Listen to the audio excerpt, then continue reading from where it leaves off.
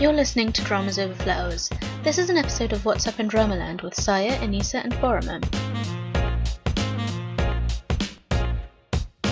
Hi, thanks for joining us. I'm Saya. In this episode, we'll be taking a quick look at current industry news as it pertains to K-drama fans, and we'll be updating you with the dramas set to premiere in the month ahead. This podcast is a project by fans for fans.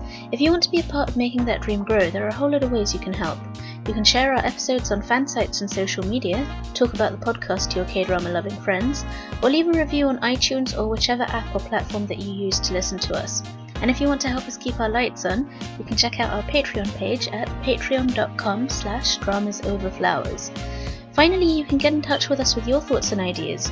We're always reading the comments on YouTube and Drama Beans, but you can also tweet at us at dramasoverflow or email us at dramasoverflowers@gmail.com.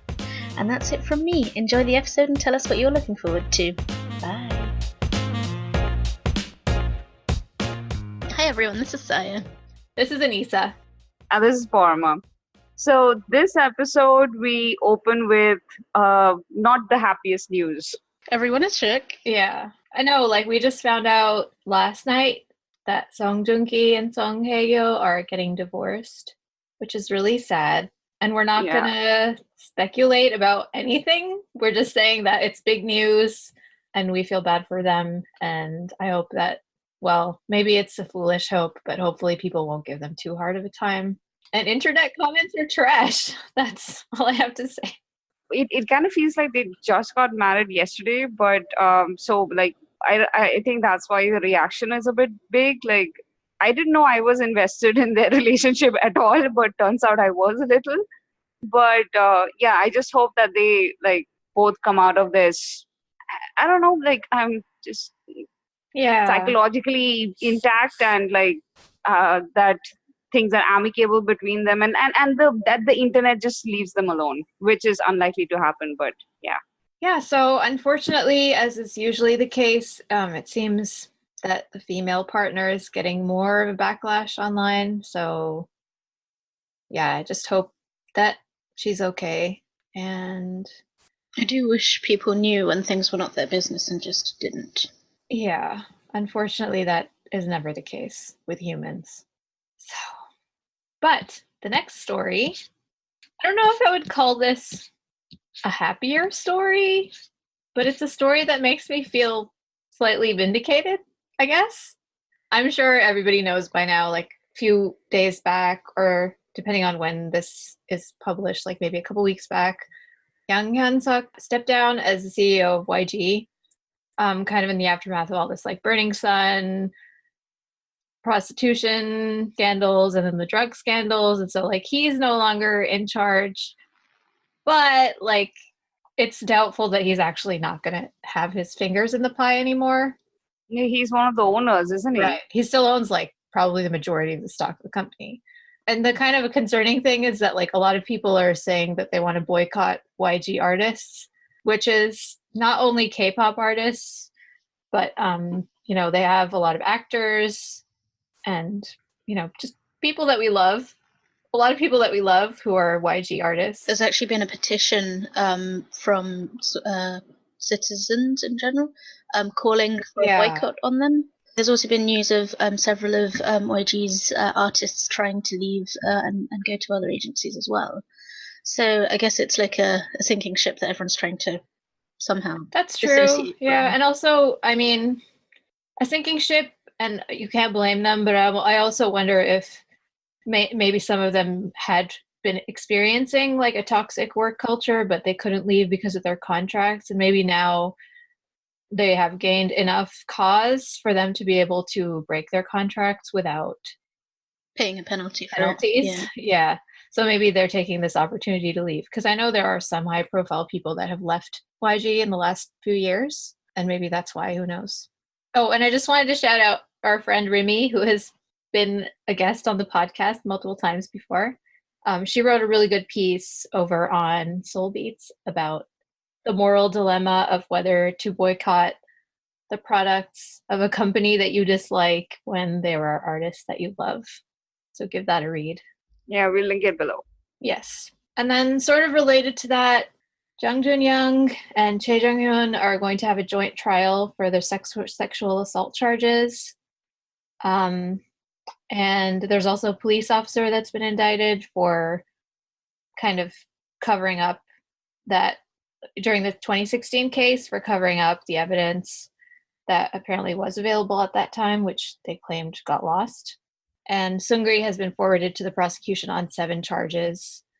And it's a long list. I think the thing I was shocked most about was like 1 billion won in embezzlement.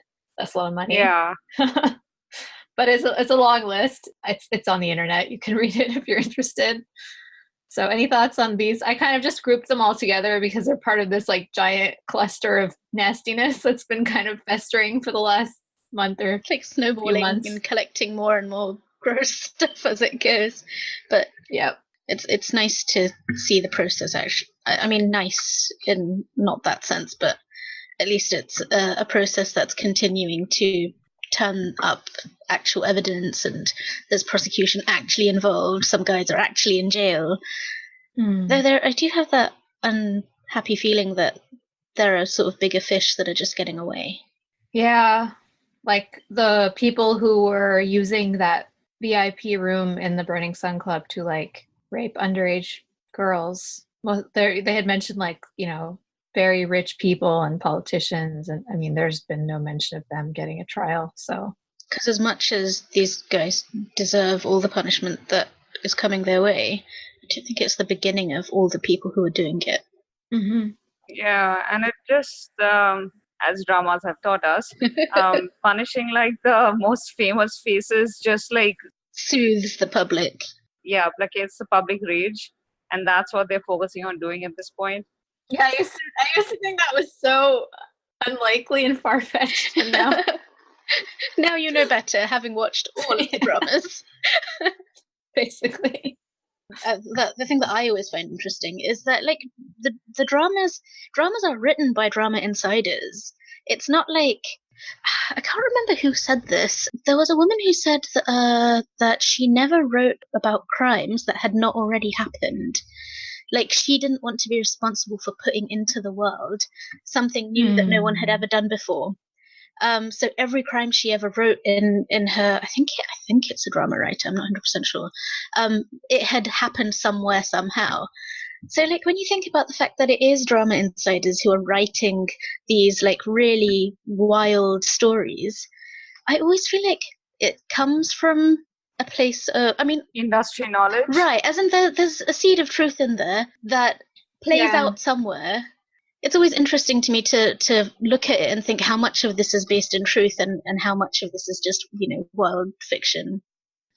Speaking of other bad stuff that actually happens. Is the news ever good?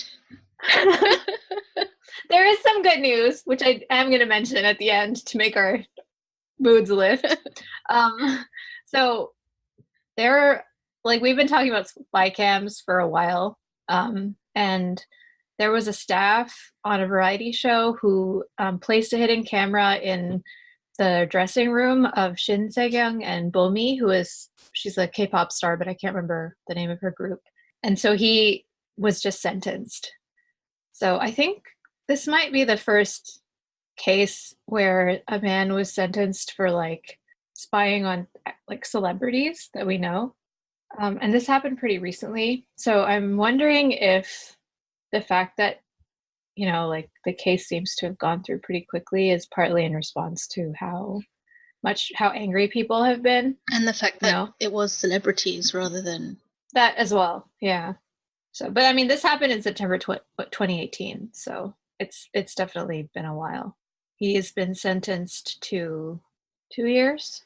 Oh, they requested 2 years, but he hasn't actually been sentenced yet. He's going to be sentenced on July 10th. You know, what worried me when I first learned about the Spycam stuff is that, like, in the UK, it's a thing that hasn't been a thing. Upskirting, yes, but Spycam's not so much. And it makes me feel like you give people ideas. Like, maybe somebody who had never seen that before would be like, bruh, we can do that too. And then you have to start worrying about it, like, where you are. Because it's really, as far as I know, it's really not been heard of here. It's not like we're not that technologically advanced, not compared to Korea. So the most technologically advanced people get with the voyeurism is upskirting, and that is a problem, and they are trying to enact laws if they haven't already. I'm not, I haven't studied up on that, so I can't remember exactly what the state. I know what you mean. It's like it's a story that's been reported on globally. Yeah, exactly. That it does make you feel kind of uncomfortable and worried. I think the most I've heard before this became a big story, like in the US, I've mostly heard about how like someone can hack your computer without you knowing and like see you through your camera, like of your laptop camera, and which is why I've had tape on my laptop camera for the last like 3 years. I've had tape on my camera on my laptop camera ever since I bought it, which is like 8 years now. I even keep my phone ones covered because I'm just like, I'm paranoid, and yeah, even though nobody wants to see me, but still. I want to see you, but not secretly in a creepy stalker way. Just, on Skype. Anyway, yes, always there's more. Technology is always giving us more to worry about. Yay, I guess. So moving on to something more like industry based and less yucky. There was an interview that came out recently on the Korea Times that discusses actors who are concerned because they're not getting residuals of shows that they've been in from YouTube. So there is no like laws in Korea about what what kind of compensation they can get from YouTube. Like right now they don't get anything. So the Korean Broadcasting Actors Union is now saying that they are trying to, get appearance fees for YouTube. So when we say appearance fees from YouTube, we mean specifically that when channels like SBS run an entire drama, like do reruns on YouTube, like they did with Airs, or like they did with Full House, the one that Saya still can't stop complaining about. Hey, stop! We watched the full episodes there. So they are just trying to figure out the whole streaming thing, like with Netflix and Hulu and all of that stuff, K-drama streaming in different platforms, and they haven't yet been able to figure out how much the actors should be charging for dramas being rerun on YouTube, which is a free platform. Presumably, it's like a per play kind of a fee that they would be. I think so. Yeah, this kind of like the That way would that be a bit residuals work ridiculous. for like syndicated shows. I think in the US, KBAU is actually also asking for appearance fees even for the edited clips. So even if it's not like a full rerun, they're saying that even for clips that have been condensed or edited, they want makes sense, because I mean the reason that people are going to be clicking on them is because of the person in it, right? Like if it's an Imino clip, people will click on that because it's Imino. So right, yeah, but as for how much that should be, that's probably really complex. And also like KBS, NBC, and SBS are like the main targets of this action, and they do make money from their YouTube like channels. So it's not that they're not making any money. They do make money from it, and because like each of these shows have something like 1 million views, that the advertising fees do come up to like a substantial amount, but that it's nothing in compared to what they get from other streaming sites. And the main point of doing reruns on YouTube is like sort of promoting their content. Right. Yeah, exactly. You draw people to other stuff that they have. And when you have promotional clips on YouTube, they have promotional clips on YouTube from very recent dramas as well. Like Cocoa TV has like a lot of clips from like currently airing dramas as well. Yeah, but when they do stuff like making videos and things, those are totally different. Those are like extra content. Those are totally different. I'm talking about like clips from dramas. So you have like Asian Crush. I think they use and they lift entire like segments out of a movie, and it's just to draw the public in by showing them like 5 minutes out of that movie. And once you've seen it, then you want to go out and like search for the drama, which I think Asian Crush has an app. You go there and watch the entire movie. So it's promotional. But the thing is, this is kind of in between. It's like in this weird area in between, like the full thing, which of course you should get something for, Yeah, versus absolutely. like a trailer, which like trailer is strictly promotional. You can't expect like residuals from that, right? So it's kind Yeah, of but they are talking about clips, not trailers. Clips as in like 5 to 15 minutes of right. long clips from dramas or movies, which I sort of understand what they're talking about. But and often these even have higher view counts than the actual drama episodes do in these channels because they're very specific, Mm-hmm. like kissing scenes or a battle scene or something really highly impactful. So people Yeah. keep going back to those scenes and rewatching them. So it does make sense from that point of view. But yeah, I'm a bit torn To work about out the this. numbers and stuff, right? Like a percentage or Yeah. a. And this is something that I think globally no one has figured out yet. And even when it comes to things like Netflix and Hulu, like I know American actors unions are kind of trying to figure out as well, like how they can receive something from that. Because right now I don't think they're receiving anything. Yeah. And the thing that the unions want to do is to actually find a way to include that in the contracts going forward, rather than like it's not like a dogfight at all. They're just Right. like, how do we work with this changing scene so that everyone who is part of creating that gets to benefit, not just sort of one side. Yeah, because they're very cautious about it because they're afraid of possible retaliation from the broadcasters. So they're trying to like be very diplomatic about requesting this. And the only other thing that I wanted to mention for this month is that Parasite, Bong Joon-ho's Parasite, Korean title is Ki Sang-jung, won the Palme d'Or at Cannes, and it's the first ever Korean film to do so. So while I don't know that like Cannes is the be all and end all of like the value of a movie, I think that's pretty cool. And I enjoyed the clips of him like being so happy with like Song Kang-ho and them like getting excited together. It is huge. It was, yeah, it's huge. It's huge. And it was like, did you see the clips of like him coming back, of them coming back like to the airport in Korea and how people were just like Mobbing them? losing their minds? Yeah, they were so happy. Yeah, there was like a huge crowd waiting for him when he came back. So that's cool. That is very cool. The film has come out in Korea, and I think it's like It's doing pretty well. gangbusters at the box office for obvious reasons. I can't wait to see it, but it hasn't come over here yet. Everyone probably is going to see it just out of patriotism at this point. Right, exactly. For them, it's like,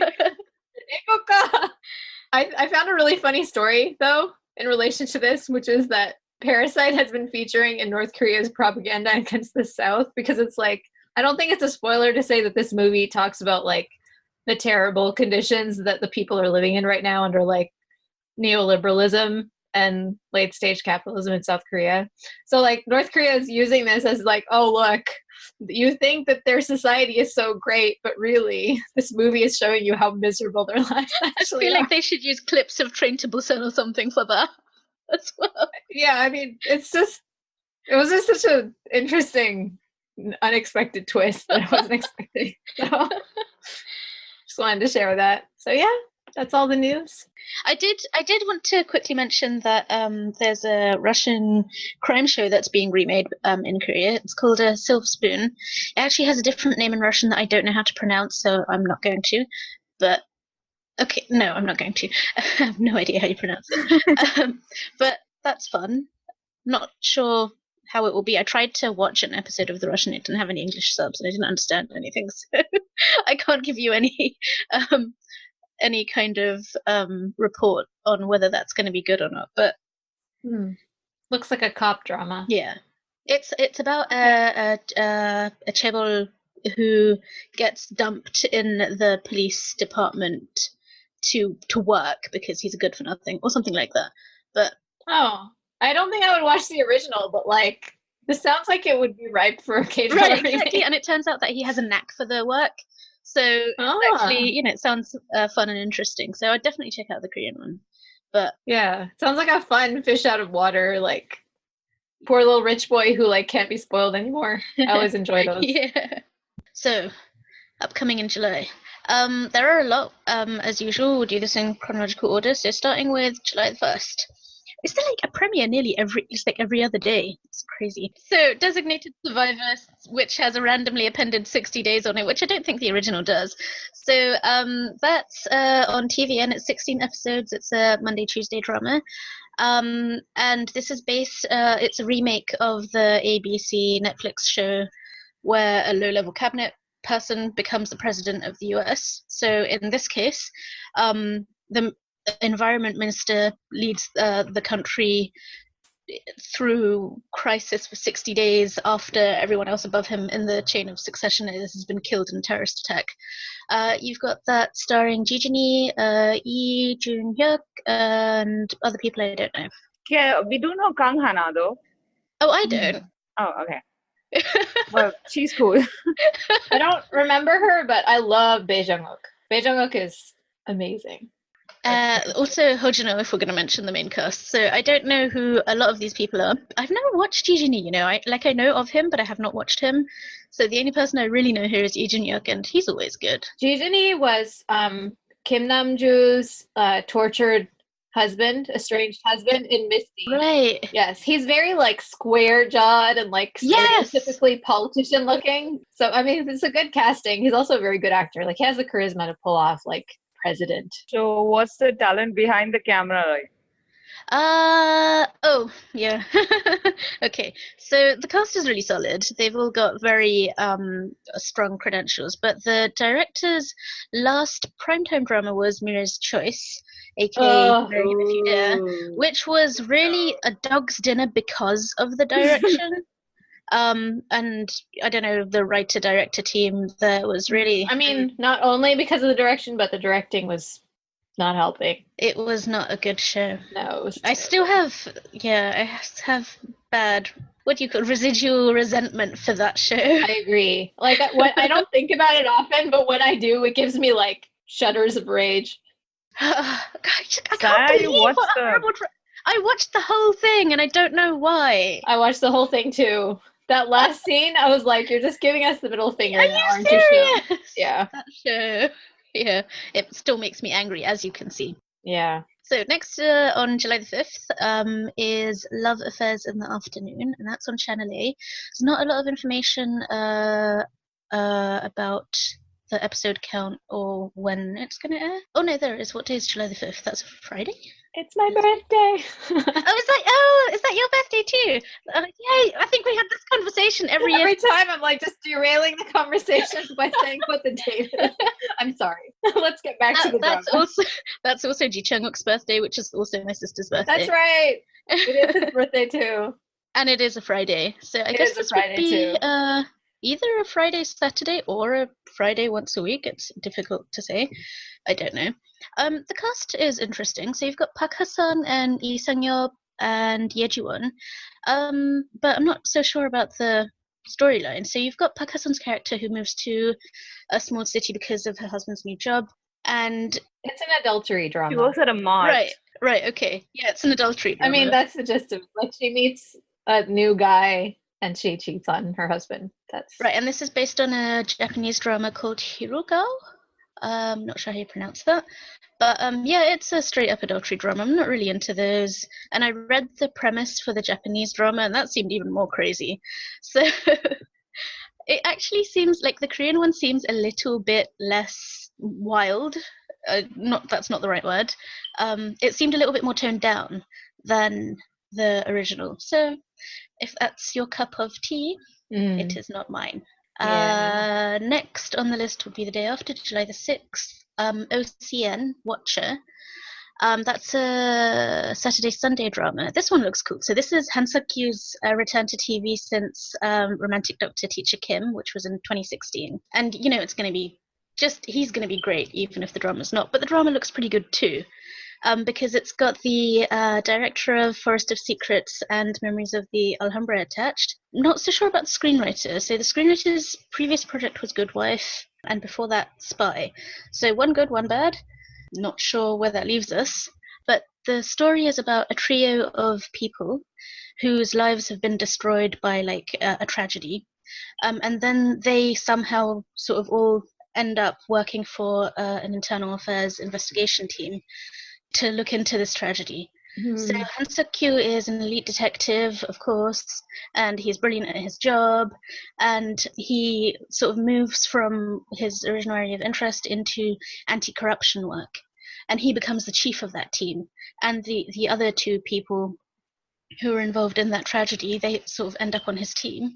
So it sounds pretty good. I'm quite interested in this one. Except for the fact that that's a massive conflict of interest, isn't it? Like if your life has been directly affected by something and you're going to investigate that. I think it's more that they end up there. They don't start off there.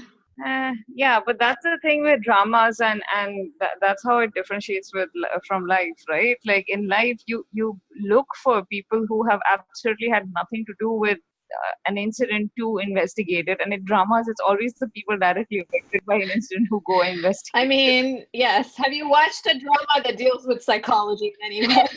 The Board of Ethics did not approve this. Have you watched a medical drama ever? They're always so problematic. It's like it completely overlooks the fact that this is a conflict of interest. Patients, and I mean, yeah.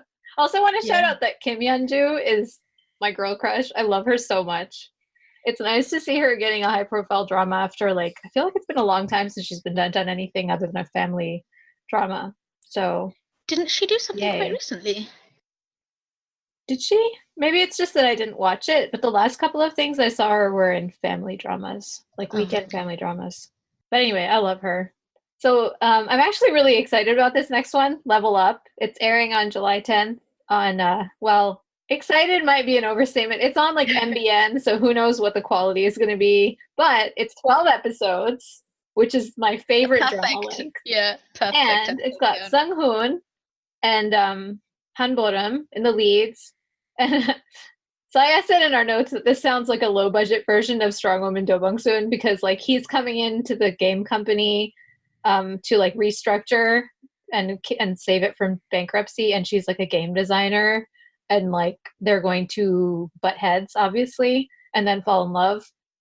But I need Sung-hoon to, like, I love him, first of all, and I need him to, like, wipe out the memory I have. I picked up a celebrity in the street, yes. He needs to wipe that out of my, like, nightmares. So, but it sounds fun. It just looks fun. It does sound really fun, but I probably won't check it out. I think maybe I'm a snob when it comes to sort of web drama style, low budget youth dramas. I mean, but it's not a web drama. Like, it's still a cable. Yeah. But it does seem like it's a little bit sort of lightweight. I'll wait for the verdict. I mean, I'm all about the sort of the high budget thrillers right now, so Plus the director and screenwriter seem to be newbies. Oh, it also has Baro in it. We love Baro. It's pretty good. Yeah. Are they never going to get bored of naming characters Undaunted? I was going to say Undaunted reminds me of Beautiful Gongsim and Nam Gung-min. And I'm sure there's been another drama that had that character too. They just really like playing on that, the Italian, isn't it? Maybe they're just being needlessly punny. Maybe. But there's no such thing as a needless pun. Parma, do you have any thoughts about this one? None whatsoever. Okay, I was wondering why. Actually, this is your kind of drama. Like, you love the youth dramas that have that sort of fresh vibe. I probably would, but the thing is that I don't know any of the actors here. But yeah, the celebrity guy. You watched 1.5 episodes of I Picked Up a Celebrity on the Street, right? I did. Oh, is that Sung-hoon? Yeah. That's. Oh, I've never actually watched him in anything else, so. And he's decent. He just doesn't necessarily always pick good jobs. He's great in comedy. Sometimes the more serious stuff, he's a little bit not like he's a little bit green, but he's really funny. Wait, was he also in that one, the something romance? The one where he slept with this girl and then she refused to recognize him and she was working as his nutritionist. Oh, yes, I think so. Wait, no, maybe I'm thinking of a different... Yeah, but you watched another one that he was in. My Secret Romance, I think. My Secret Romance, right. Yeah. That's the one. That's the one. I haven't seen that one, but he was really funny and good in the across from Shin Hye-sun. He had a love story with Shin Hye-sun in 5 Children. Which was a family drama. They were like the breakout stars and favorite couple of that drama. I recommend it. I think I recommended it to you in the last yak. And he was also, I remember him in Oh My Venus as well, though I can't quite. That's right. He was in Oh My Venus. I was trying to remember. Yeah. I was like, it was a Soji sub-drama. Oh, was he the one who was like the boxer dude? Like the second Yeah. he Yes, also yes, lived in that the. was him. Okay. Yeah. I did not watch Right. that show, so I have no idea. Yeah, it was that guy. So we know he has like epic levels of hotness, but nothing else he's done has like actually left an impression. So I mean, I like the synopsis of this thing. So let's see. He does Yeah. not express his feelings as part of the synopsis, and he does that pretty well. So yeah, okay.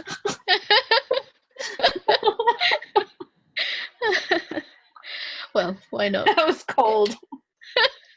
Next up is big drama, Hotel del Luna. That's Oh, I'm looking forward to this. Yeah, July 13th, TVN. Very likely to be 16 episodes, although there isn't solid information on that just yet. And that's a Saturday, Sunday. And yes, we are all quite I'm so conflicted about because this it's one. yeah, because it's Hung Sisters. We're like, there's an instinct to be excited, but then you're like, hold on, I remember your last 3 dramas or 4. Oh, I have no more instinct to be excited when I hear their name. I only feel dread and distrust. But like, I like IU the lead. and Yojin-gu Yeah, IU and Yojin-gu. and the premise. It's so Yes, cool. I love the premise.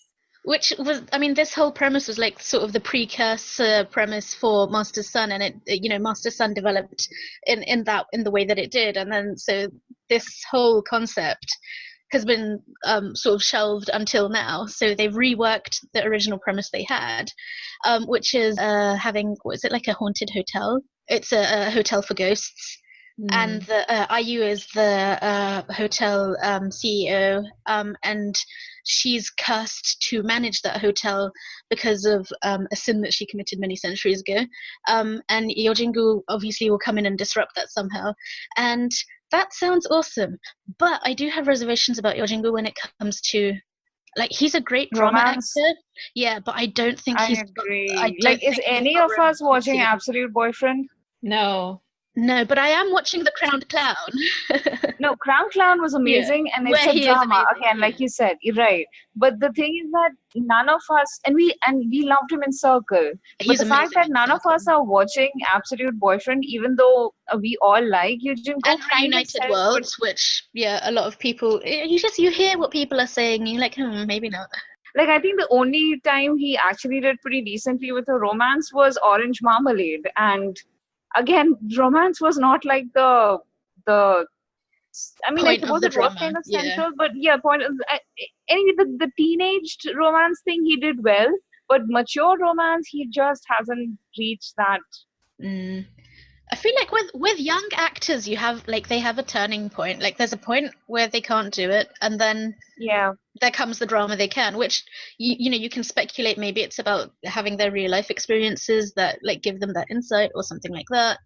But like I remember having this with Yusunger because there was this, I've watched so many of his dramas, not deliberately, it just ended up that way. And there are points where like there's this whole period of him where like romance is not, he starred with Pang Min-young in Remember Sun's War, and it didn't have a heavy storyline, but they didn't have any chemistry. Like it just the romance was so like nil in that show, and Pang Min-young can have chemistry with like a plank of wood, a stone. So exactly, but they didn't have any in that. So like, but then you had I'm Not a Robot, which is like off the charts. So something happens. They develop as actors, and you just have that turning point. And I think sometimes it's just growing up. Yeah, like he hasn't had that yet. Yeah, where that maturity level, maybe, I don't know. But I do think it will come. But I'm not sure he's ready for a full-on hero romance role. No, not yet, and he is a very young actor. But the thing is that because he has the looks and the age of a rom-com hero, he keeps getting cast as the main lead. But I don't think he's ready for that yet. I mean, in dramas like Crown Clown, he's absolutely ready. Amazing, he like completely crushed it. Yeah, and the thing is that it worked with. What's the name of the actress? The actress who played the queen, because she's supposed to be. Yeah.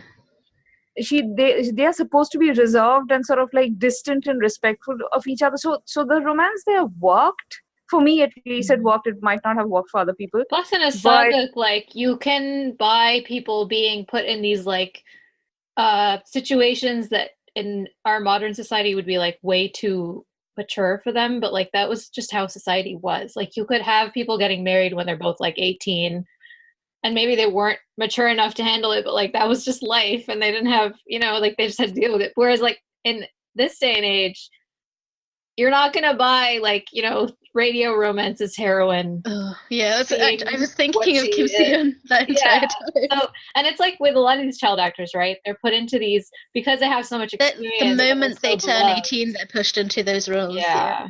And I wish they would just give them a chance to grow up. Mm. no, they're too afraid that they're gonna miss that like golden period where their names are known, their faces are recognized, and if they are not launched immediately in the romance genre, then they would miss their chance. It You just know, I honestly yeah. feel like that with actors, with male actors, that they are best in romance, like in their 30s. I Oh, totally I agree. Completely agree. Yeah. Like, send them off to army, come back, give it a couple of years, and that's when they have like a new turning. Like they turn another point, and you're like, you see Yeah, something. or like don't be a romantic hero. Like do some like legal thrillers or you know like horror or action or you know like a procedural for a while. Mm. You don't have to be the hero when you're 20. I think it's when you've got the face for it, they just don't want to let that go, you know, to Yeah. waste, as it were.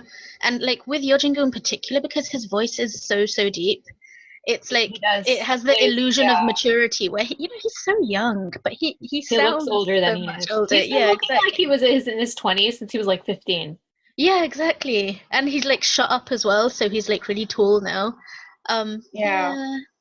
Which brings me to why I'm looking forward to this drama. It's completely because of IU.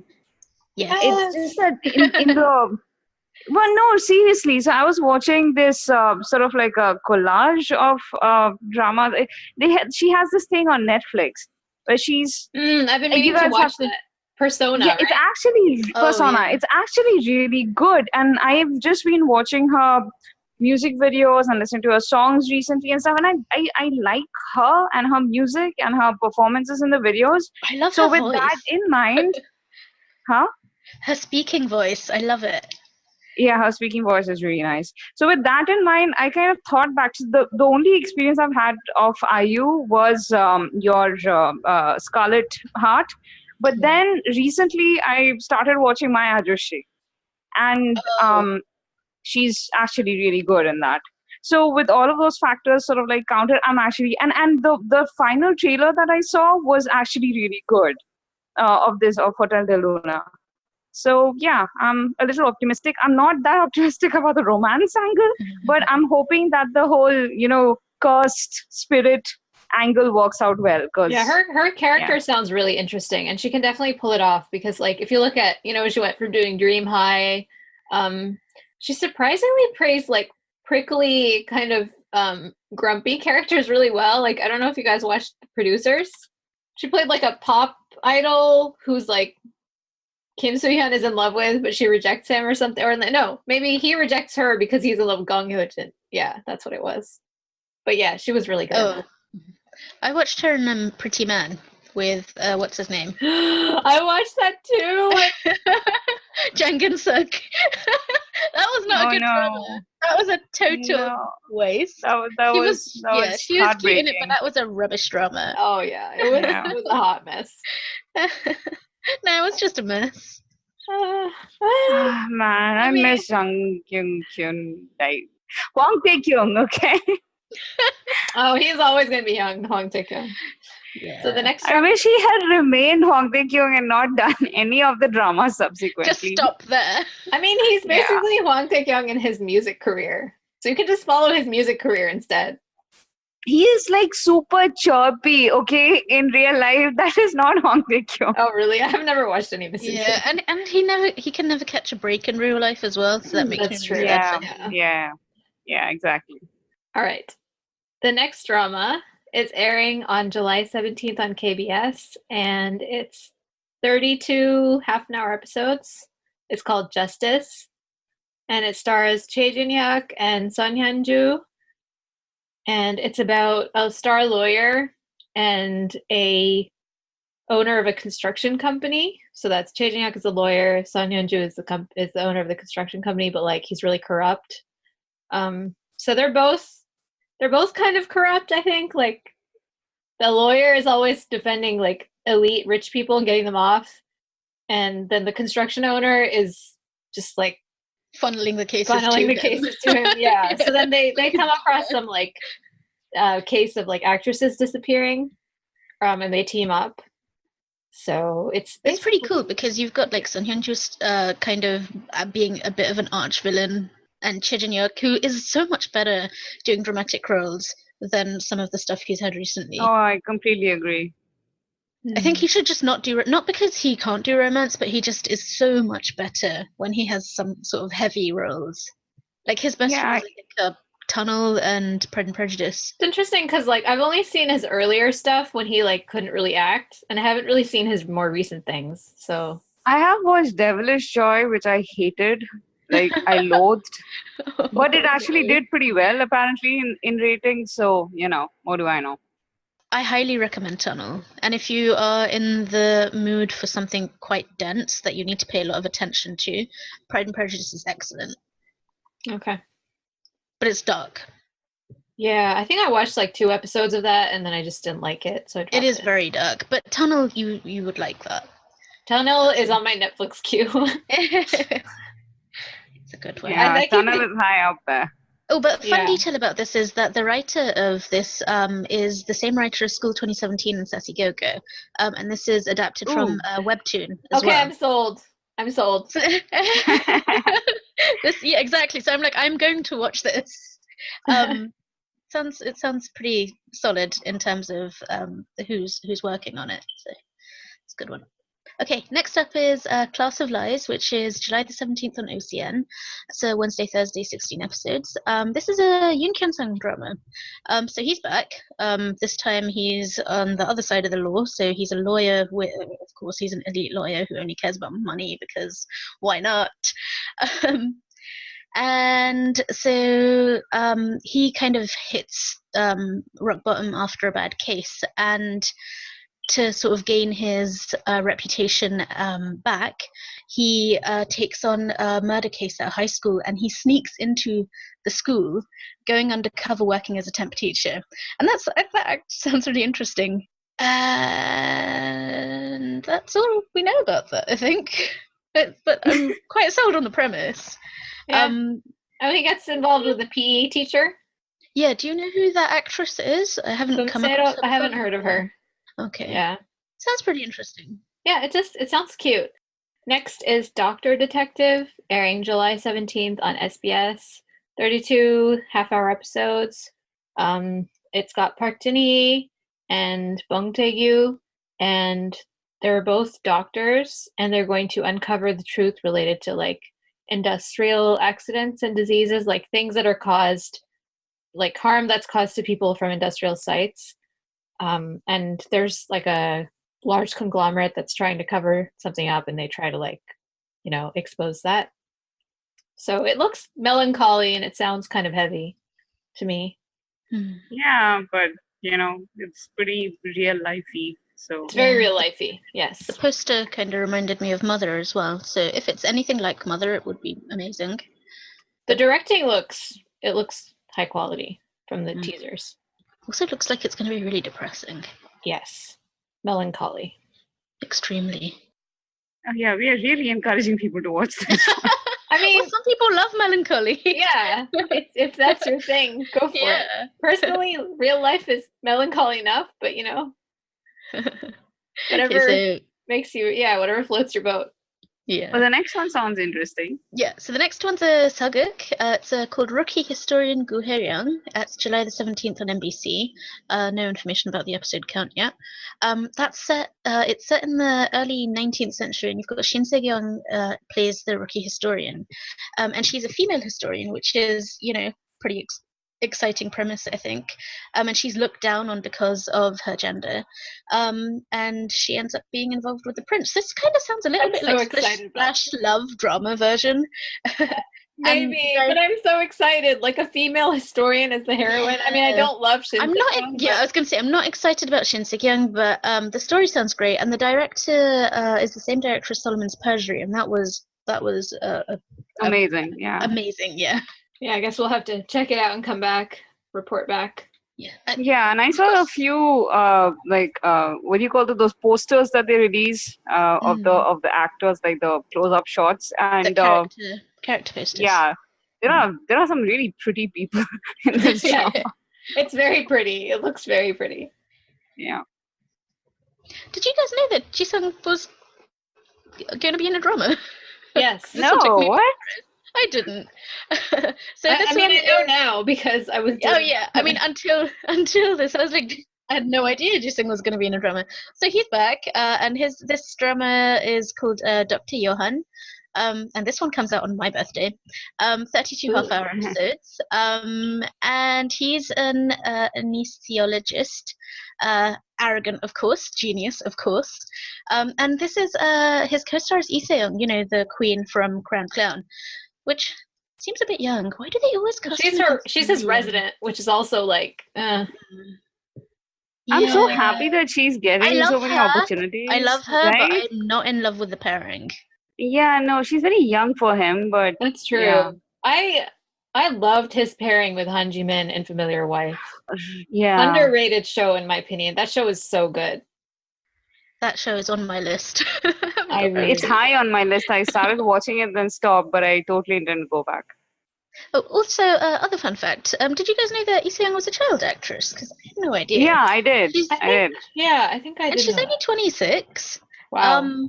But she's been she debuted in '96 when she was 4, which is crazy. Wow. But she's getting the recognition she deserves. I think she's like solidly worked her way up.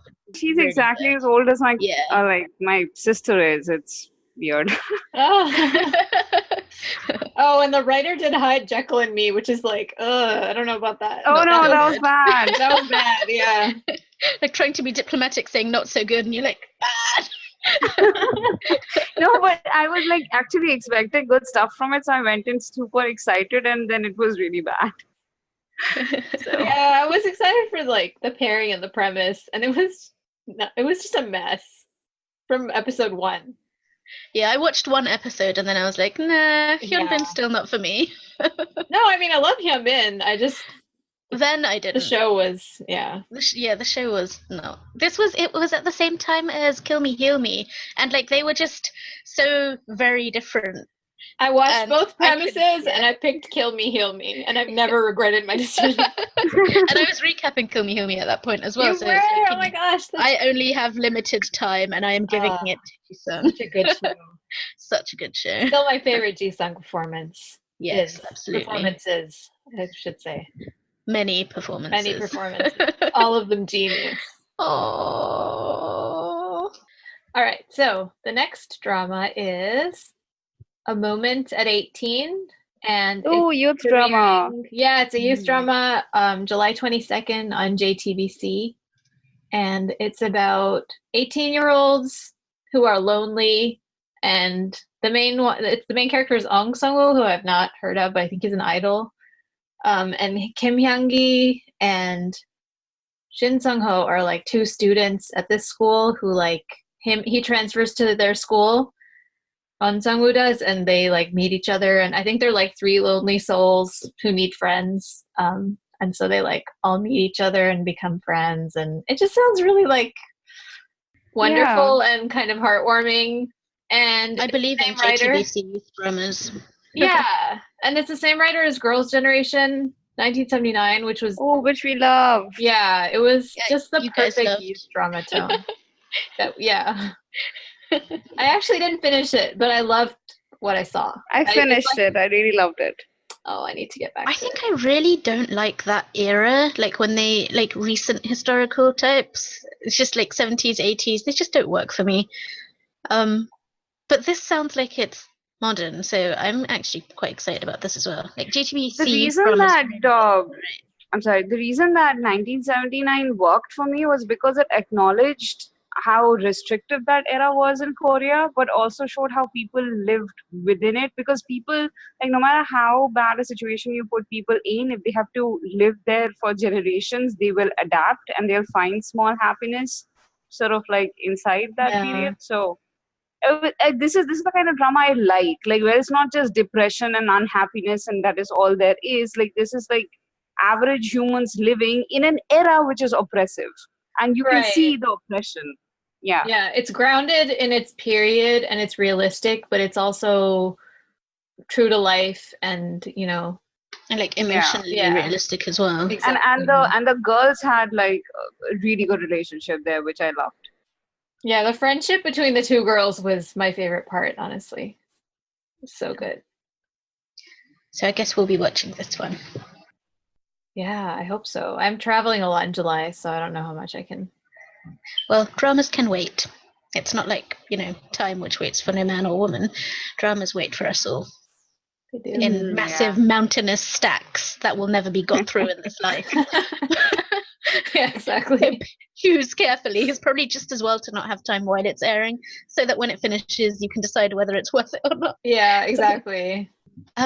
Speaking of youth dramas, Kim Se-jung from School 2017 is back in a drama. It's called Let Me Hear Your Song, and that airs on July the 29th on KBS2, and that's 32 half-hour episodes also. It starts with a murder, which is, I don't know, doesn't seem to really work with the rest of it, but so you've got Kim Se-jung is a timpanist, and she doesn't remember what happened on the day of the murder, and she's apparently simple-minded and has insomnia. And the hero of the show is Yeon-jin, so that's an interesting pairing. And so they meet, and he's a pianist in an orchestra, but he can't sing. And he calls her every night to help with her insomnia, and somehow this leads to them trying to find out about the murder. Don't know how that works. I really wish that Song Jae-in was the main lead actor in this instead of Yeon-jin. Like, I want them to be the main pairing. Song Joong, after seeing him in what's it called? What was that last drama? The Yoon Kyun Sang one? The one with Oh, I didn't watch Jung? that one. Clean with Passion for now. Yeah, that one. Yeah. So I just really want him to get a good role. I feel like it's like how you felt about Kim Jae-wook for so many years. Yeah, and it's he's like, so can good. have He a never gets. role? I know he never gets the lead roles. It's sad. But then again, maybe that's the day that Mary may die. So we should probably just not have it because we want her to live for a long, long time.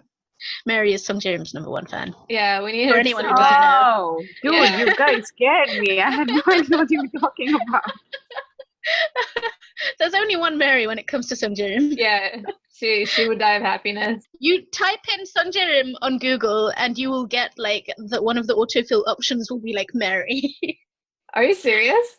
Yeah, I'm That's pretty amazing. sure that I've actually seen I've done this. Hi, Mary. Just We love you. Oh, I think Mary doesn't listen to us though, so she doesn't know how much we talk about her. we do still love her from afar. And hope that she doesn't die from Song Joong getting a good role. Yeah. So yeah, that looks, I don't know. Music dramas are kind of hit and miss. Sometimes it can be amazing. Sometimes Yeah, but did they have to describe the female lead as simple-minded? I mean, I don't know. Maybe this is like a case of translation going funny. Yeah, I'm It hoping means that one that's thing. what it is. Because Yeah. God, yeah.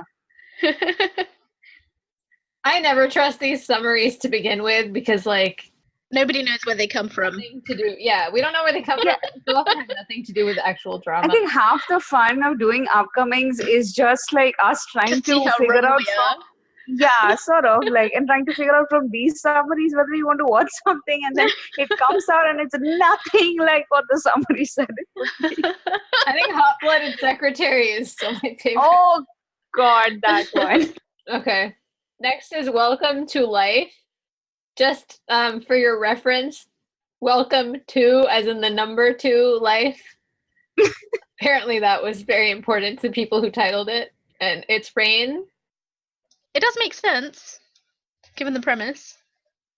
What is the premise?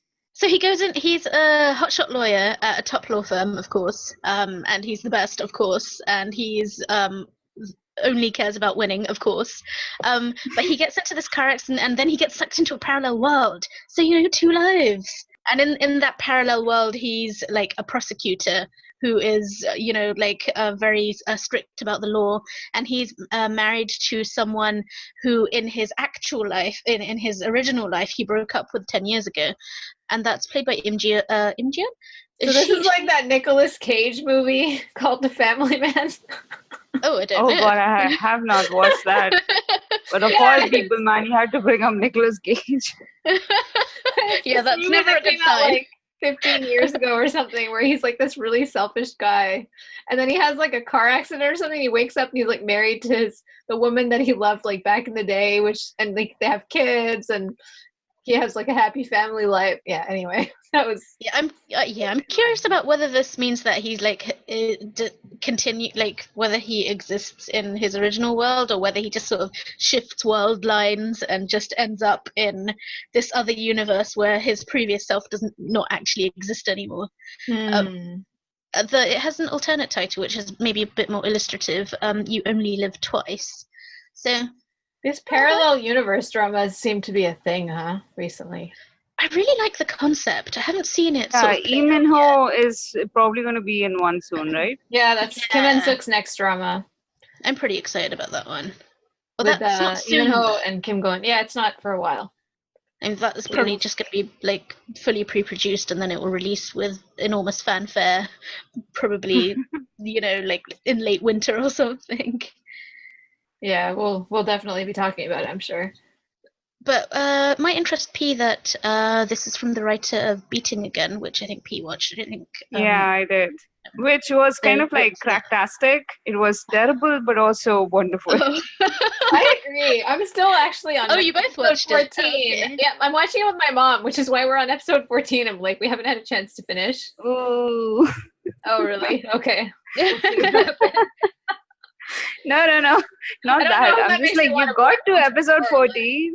Like, see, I watched this like about 7 years back. Back then, I would have watched anything K-drama. I don't think I would have picked up Beating Again today. I just love Kim So-yeon. I love her character in this. I love Jung Kyung-ho in this. I love their pairing. It's not great. Also, really Kim So-yeon's clothes. Kim So-yeon is worth everything. Yeah. Exactly. Also, her outfits are on point. Like, so good. Totally understand watching a drama just for her. We had coat lust. Me and my mom were watching it. We were like, oh my god, her coats. Don't you have that with every drama? Because I do. I do, but this was they were especially good in this one.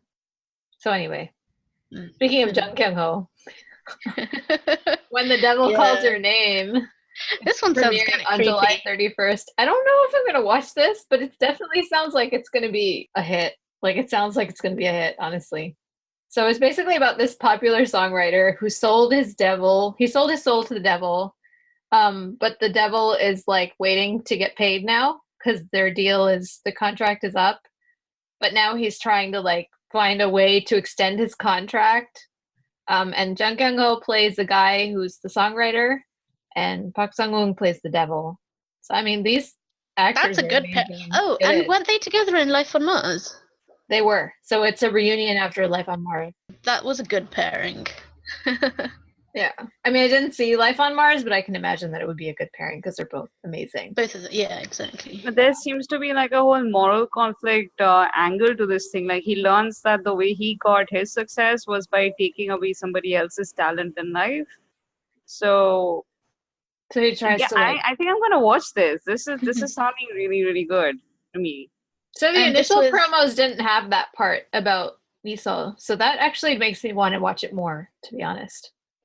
Yeah. It's inspired by Faust. Is that how you pronounce that? Yeah, that's how you pronounce it. Right. That's interesting. So, yeah, that's a pretty dark premise.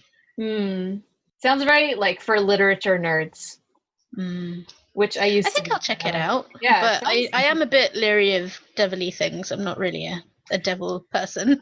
Yeah. I love anything to do with like adaptations from mythologies.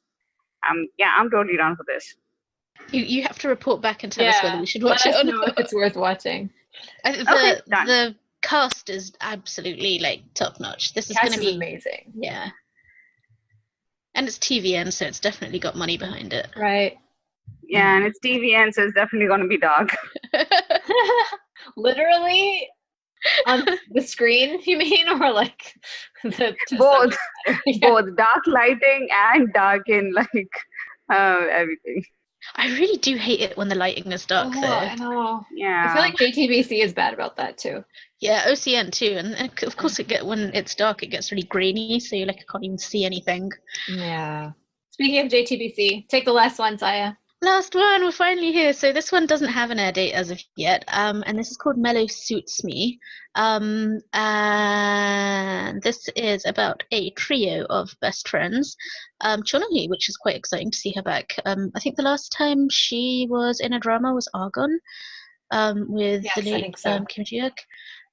Jong-yeobin and Han-jian, and they're a trio of best friends in their 30s. It's quite cool because it's very there's got a lot of meta going on in here. So you've got Chun-hee's character is a drama writer, and she's this literary nerdy type of weirdo, I guess. Like she tries to write dramas that are with high literary style, and then she talks to bags and windows. So that's sounds fun, and I can see her doing this. And her two friends, one of them is a documentary director, and the other one is head of marketing at a production company. So it's very much in the drama production industry, which might be when I was first looking these up, I could only find the title of this one and I couldn't find a summary. And so I was like, oh, this sounds really, because it's Melo Suits Me. And I was like, oh, this sounds really dark and depressing. But we're talking about mellow as in melodrama, writing them. Yeah, exactly. So that's a totally. Actually, I'm really interested in this. Yeah, I'm hoping that it is extremely meta and has a lot of industry insider jokes and stuff like that, because I love those. And because it's cable, they'll be able to sort of do a bit more with it without sort of being too what's it called? If they can mock Mukjang the way that Search WWW is doing with Chae-hyun's character, I would be so happy. That would be amazing. Yes. I will know what you're talking about next month. Yes, you have to watch it once you have time. All right, guys. I think that wraps it all up. God, that was a lot of dramas. Yes, we hope you survive July premieres. And July summers. Yeah. The heat is bad. Let us know which ones you're watching, and we'll get back to you with our watch list next month. Yes, stay hydrated.